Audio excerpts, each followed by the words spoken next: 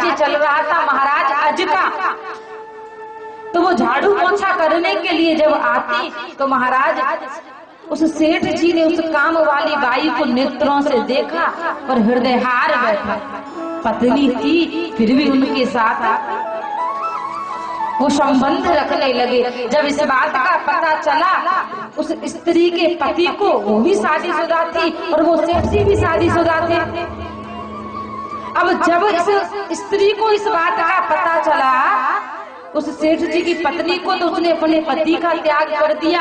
और जब उस स्त्री के पति को इस बात का पता चला तो वो महाराज की शरण में गया। महाराज, मैंने क्या अपराध किया है? मेरी पत्नी ने मुझे धोखा दिया है, अब आप मेरा न्याय करो, मैं क्या करूं? अब महाराज सोचने लगे कि किया तो इन दोनों ने बहुत बड़ा पाप है। दोनों स्त्री पुरुष विवाहित होने के बाद भी इन दोनों ने प्रेम किया, बहुत गलत है। इनकी पत्नी है, इनका पति है, ये बहुत बड़ा पाप किया है इन्होंने। पर ऐसे व्यक्ति को अगर राज्य में हम रखेंगे तो लोग हमारे राज्य की धुतू करेंगे। तो उन्होंने, महाराज ने आदेश दिया कि जाओ इन दोनों के नेत्र फोड़ दिए जाएं, क्योंकि एक दूसरे को इन नेत्रों ने देखा और ऐसा पाप कर डाला। इन नेत्रों के कारण इतना बड़ा पाप हुआ है, तो इन दोनों के नेत्रों को फोड़ दो। उन दोनों के नेत्रों को फोड़ करके और राज्य से निष्कासित कर दिया, उनको राज्य से बाहर जंगल में छोड़ दिया। इन लोगों ने बड़ी कठोर तपस्या की और बहुत कठोर तपस्या करके प्रायश्चित किया और प्रायश्चित करके अपने पापों को धोया। और इन्हीं अंधे और अंधी के पुत्र हुए श्रवण जी महाराज, इन्हीं के पुत्र हुए।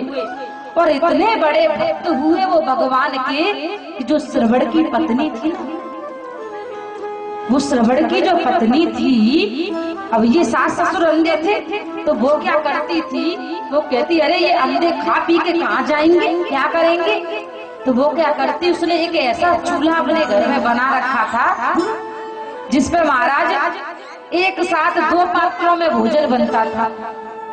तो वो श्रवण के लिए खीर बनाती और अपने सास ससुर के लिए छाछ की महेरी बना देती। अब खीर और महेरी देखने में दोनों एक सी लगती है, खा के स्वाद पता चले। अब बोली ये अंधे अंधी कहाँ जाएंगे कमाने, बैठे हलुआ खाते महेरी खा लेंगे, तो उनको रोज दिया करें। तो एक दिन क्या हुआ कि जब श्रवण के पिता वो महेरी खा रहे थे तो उनका मुंह जल गया। उन्होंने कहा भाई अंधे थे, दिखाई दिया नहीं कि गरम, इतना गरम है वो महेरी, तो मुंह जल गया। तो मुंह जल गया तो महाराज एकदम से चम्मच हाथ से छूट पड़ी।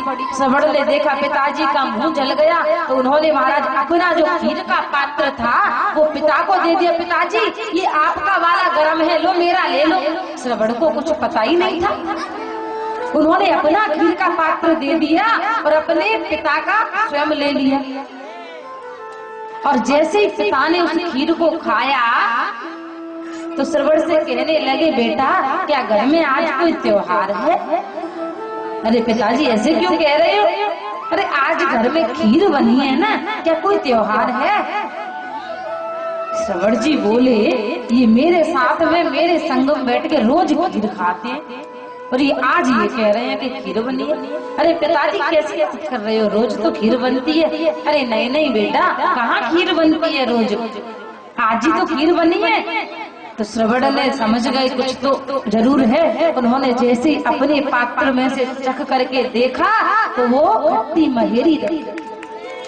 श्रवण के महाराज बड़े हृदय को दुख हुआ कि मेरी पत्नी ने मेरे माता पिता की सेवा नहीं कर सकती, मेरे माता पिता को महेरी खाने को देती है और मुझे खीर खिलाती है। अपनी पत्नी को त्याग करके और उसी दिन से अपने माता पिता को लिया कि आज से मैं अपने माता पिता को किसी और के ऊपर नहीं छोड़ूंगा, उनकी सेवा मैं स्वयं अपने हाथों से करूंगा। और हर तीर्थों में अपने कंधों पर बिठा करके उनको भ्रमण करते हुए श्रवण जी महाराज इधर उधर भटकते थे।